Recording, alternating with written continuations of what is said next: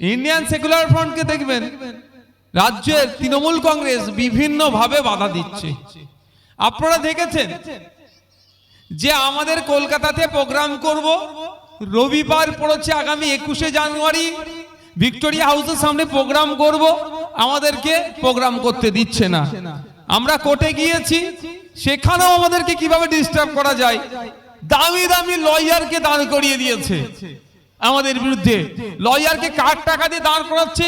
সাধারণ মানুষের ট্যাক্সের টাকা যেখানে হয় সে টাকা দিয়ে একটা আইএসএফ কে রাজনৈতিক মিটিং প্রতিষ্ঠা দিবস উদযাপন করতে দেবে না বলে জনগণের ট্যাক্সের টাকা সেখানে লাগাচ্ছে। কোর্ট যে কথাই আমাদের শর্ত দেবে সেটা আমরা অক্ষরে অক্ষরে মানতে প্রস্তুত আছি, কারণ কোর্টের ঊর্ধ্বে নয় আমরা কেউ।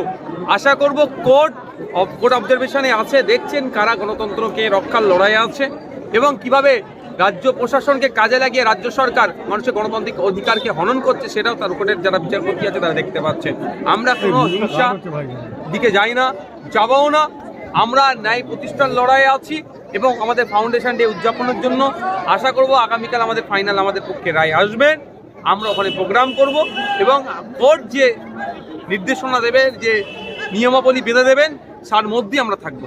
দেখা যাচ্ছে যে 22 তারিখে আবার রাজ্য সরকার সম্প্রীতি পদযাত্রার আয়োজন করেছে, কি বলবে? আমি এই যে ডেটটা যেটা নির্বাচন করেছে তার আমি ঘোর বিরোধিতা করছি। আমি মাননীয় মুখ্যমন্ত্রীর কাছে অনুরোধ করছি, আপনি 22-এর পরিবর্তে 23 করুন। দেশপ্রেম দিবসের সাথে সাথে সংহতি দিবস আপনি ডাক দিন, আমরাও আপনার সাথে সংহতি দিবসে পায়ে পা মেলাবো। শুভেন্দু অধিকারী দেখা যাচ্ছে মানে কলকাতা হাইকোর্টে সম্প্রীতি সভা তৃণমূলের সবার যাত্রা নিয়ে হাইকোর্টে মামলা করেছে। দেখুন, মামলা হয়েছে, মামলা গ্রহণ হয়েছে, তবে এই মামলা টিকবে বলে আমার মনে হচ্ছে না। যে এটার জন্য সেন্ট্রাল ফোর্স নামাতে হবে, প্যারামিলিটারি নামাতে হবে, যেভাবে বলছে আমার মনে হয় এই মামলা টিকবে না। তবে আমাদের আশা করছি বাংলার সম্প্রীতির পীঠস্থান বাংলার মানুষ এমন কোনো কার্যক্রম করবে না, সে যেই ধর্মেরই হোক না, যেই বর্ণেরই হোক না, যেই জাতিরই হোক না বা যেই রাজনৈতিক দলেরই হোক না কেন, এমন কোনো কার্যকলাপ করবে না বাংলার যে সম্প্রীতির যে সুনাম আছে ওটাতে আঘাত লাগবে। অশান্তি আশঙ্কা করছেন?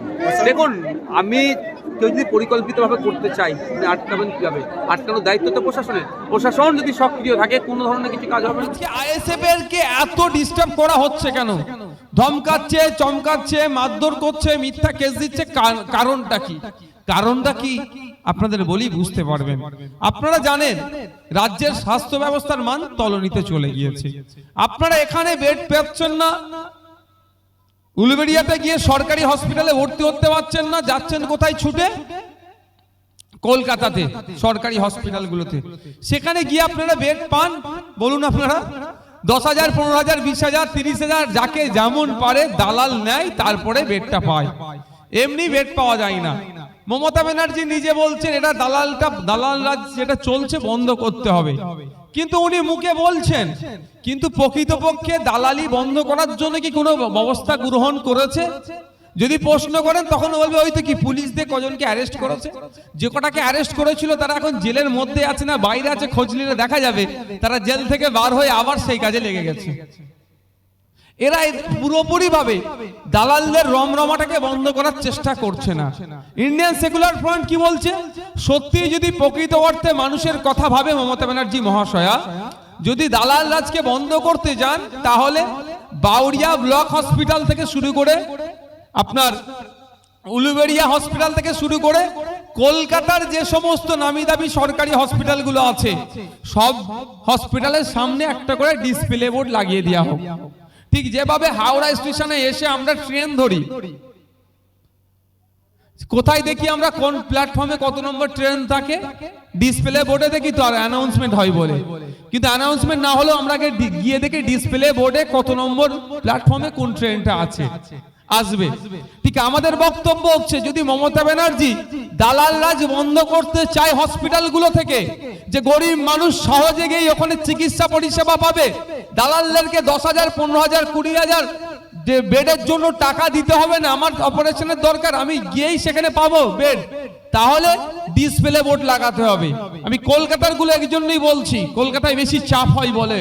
দেখুন, কলকাতা পিজি হসপিটালে আপনি ট্রিটমেন্ট করতে যাবেন, আপনি বেড পাবেন না। আমার নিজের একজন যোগাযোগ করছিল আমার সাথে, বাইরে ডক্টর বলছি ইমিডিয়েটলি ওকে অপারেশন করতে হবে তার মাকে, তার আপনার সম্ভবত আরজি করে এসেছিল, আর ও আরজি করে যখন গিয়ে বলছে বাইরে এখন 20-25 দিন রাখো, বেড হলে তোমাকে জানাবো। মানে ভাবতে পেরেছেন? কিন্তু এটা বন্ধ হবে কিভাবে? আবার ওই যদি 50,000 টাকা কি 30,000 টাকা কোনো দালালের হাতে দেয়, ওর মায়ের অপারেশনটা তাড়াতাড়ি হয়ে যাবে। কিন্তু সবার কি 30,000 50,000 দেওয়ার মতো সামর্থ্য আছে? বা কেন দেব আমরা? সরকারি চিকিৎসা পরিষেবা হচ্ছে আমাদের মৌলিক অধিকারের মধ্যে পড়ে। সরকার আমাদের স্বাস্থ্যের দায়িত্ব নিতে হবে। কেন আমি টাকা খরচ করে আমি পরিষেবা নেব, স্বাস্থ্য পরিষেবা? তো আমরা বলেছি ডিসপ্লে বোর্ড লাগাতে হবে। হসপিটালের সামনে বোর্ড লাগিয়ে দাও, আইসিইউ বেড কত আছে, আইডিইউ বেড কত আছে, ফিমেল ওয়ার্ড কত আছে, মেল ওয়ার্ড কত আছে, জেনারেল ওয়ার্ড কত আছে, বা আরো যে সমস্ত ডিপার্টমেন্টাল ওয়ার্ড আছে সেইগুলো ডিসপ্লে বোর্ড লাগিয়ে দাও। কতজন, কটা বোর্ড, কত সিট, আর কতজন এখন ভর্তি আছে। যদি ওটা লাগিয়ে দেয় মমতা ব্যানার্জি, তাহলে কি আর 10,000 15,000 টাকা দিয়ে কাউকে সিট কিনতে হবে? কিন্তু এটা বলছি বলি রাগ হয়ে যাচ্ছে, এটা বলছি বলি আইএসএফ এর গতিপথকে বন্ধ করো। আইএসএফ যেভাবে এগিয়ে যাচ্ছে ওকে আটকাতে হবে। কোনো জায়গায় মিথ্যা কেস, তো কোনো জায়গায় মারধর, বিভিন্ন ভাবে আটকাচ্ছে। কিন্তু ডিমান্ডটা আমাদের কি? ডিমান্ডটা আমাদের যাতে মানুষ স্বাস্থ্য পরিষেবাটা পায়, অর্থের বিনিময়ে না তাকে চিকিৎসা পরিষেবা নিতে হয়। তা আমাদের এটা বলছি, যদি প্রকৃতপক্ষে মমতা ব্যানার্জি মহাশয়া মানুষের কথা ভাবে, দালাল রাজ বন্ধ করার কথা ভাবেন, তাহলে ওনার কাজ হবে হসপিটালগুলোর সামনে ডিসপ্লে বোর্ড লাগিয়ে দিক। যে আগে আসবে সে বেড পাবে। ওখানে কোনো কারো রেকমেন্ডেশনের প্রয়োজন থাকবে না, কোনো দালালের রমরমা থাকবে না। 30টা আইসিইউ বেড আছে, কতজন ভর্তি আছে সেখানে লেখা থাকবে, কত সিট খালি আছে সেখানে সবাই এসে দেখতে পাবে। কোনো তাহলে বেড চুরি হবে না।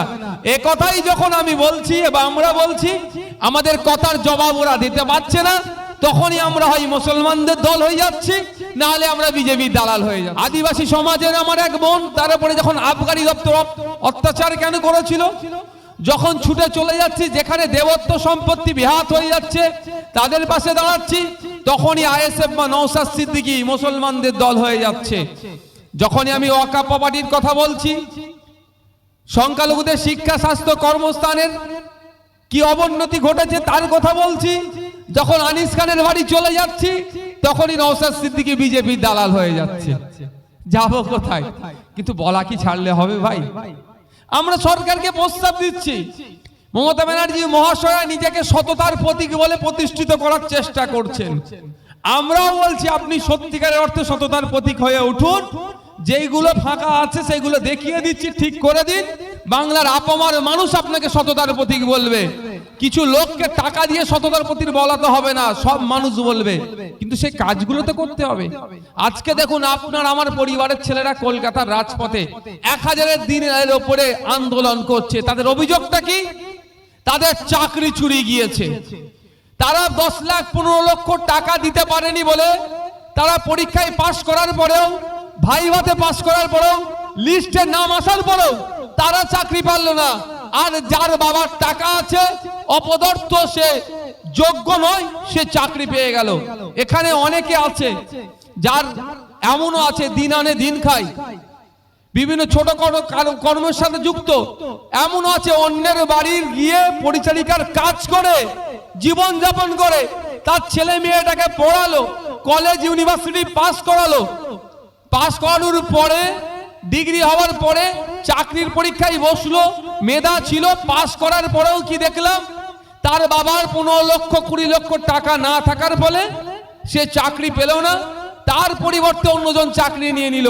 আর আজকে 1000 দিনের ওপরে চাকরি চুরি গেছে বলে আন্দোলনে বসে আছে, কোনো সুরাহা হচ্ছে না।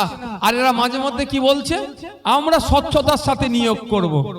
আমাদের প্রস্তাব, যদি স্বচ্ছতার সাথে নিয়োগ করার ইচ্ছে থাকে, তাহলে যারা পরীক্ষা দিতে যাবে ওএমআর শিট হয়। আমি আগামী দিনের কথা বলছি, যাতে নিয়োগটা স্বচ্ছতার সাথে হয়। এগুলো তো অবৈধ ঘোষণা করতেই হবে। যারা অনৈতিকভাবে চাকরি করছে, বৈধগুলোকে সুযোগ দিতে হবে। আগামী দিনে যারা চাকরি পরীক্ষা বসবে, ওএমআর শিট বলে, যেটাতে উত্তর দেয় ওকে ওএমআর শিট বলে। তো ওএমআর শিটের একটা জেরক্স কপি করা হোক। পরীক্ষা দিয়ে আসবে, যে পরীক্ষা দিতে যাবে অরিজিনাল কপিটা জমা দিয়ে জেরক্সটা বাড়িতে নিয়ে চলে আসবে, আর বাকি সব ওয়েবসাইটে আপলোড করে দিক। যখন রেজাল্ট বার হবে তাহলে বোঝা যাবে আসল কে পাস করলো কি ডুপ্লিকেট পাস করলো, তখন সব ধরা পড়ে যাবে। সাথে সাথে এটা আমরা বলছি, ভাইবার যখন টেবিলে যাবে ওটা ভিডিওগ্রাফি হোক, ওটা ভিডিও রেকর্ডিং করে থাকুক। কারণ আপনার ছেলের 15 লক্ষ টাকা নাই, আপনি ম্যানেজ করতে পারছেন না, ম্যানেজ করার দরকার নেই। আপনার ছেলের মেধা আছে, আপনার ছেলেকে গিয়ে ইচ্ছাকৃতভাবে সিলেবাসের বাইরে কোশ্চেন করতে পারে, বা কোশ্চেন দু একটা করে এখানে কেটে দেবে, উত্তর দিতে পারে না বলে বাড়ি পাঠিয়ে দেবে। আর যার বাবা 10 লক্ষ 15 লক্ষ করে টাকা দিচ্ছে চাকরির জন্য, তাকে প্রশ্ন করবে, বাবা তোর নাম কি, তোর বাবার নাম কি, তোর দাদুর নাম কি, তোর ঠিকানা কি, তুই পাস করে গেছিস বলে ছেড়ে দেবে। আমরা চাইছি মেধার ভিত্তিতে, আমরা চাইছি মেধার ভিত্তিতে নিয়োগ হোক। কে হিন্দু, কে মুসলমান, কে জৈন, কে খ্রিস্টান আমার দেখার প্রয়োজন নাই। যার মেধা আছে সে চাকরি করুক। তাহলে ভাইবা টেবিলে যদি ভিডিও রেকর্ডিং হয়, তাহলে বাবা তোর কোথায় বাড়ি এইটুকু জিজ্ঞাসা করলে ভাইবাতে 10-এ যদি 10 দিয়ে দেয়, আর আমার আপনার বাড়ির সন্তানটাকে কিছু কোশ্চেন করার পরে উত্তর দিলেও তাকে 10-এ যদি 6 দেয়, সেটাকে আমরা চ্যালেঞ্জ করতে পারবো। কিন্তু দেখবেন এরা ভিডিওগ্রাফি করবে না, ভিডিও রেকর্ডিং এর ব্যবস্থা করবে না, কারণ এরা তো চাকরি বিক্রি করার জন্য চিন্তা ভাবনা নিয়ে নিয়েছে। ভাবতে পেরেছেন আমরা কোন রাজ্যে বসবাস করছি? চাকরি সমেত বিক্রি হয়ে যাচ্ছে। মেধা থাকার পরও মেধাযুক্তরা চাকরি পাচ্ছে না, যাদের মেধা নাই, যারা অযোগ্য তারা চাকরি করছে।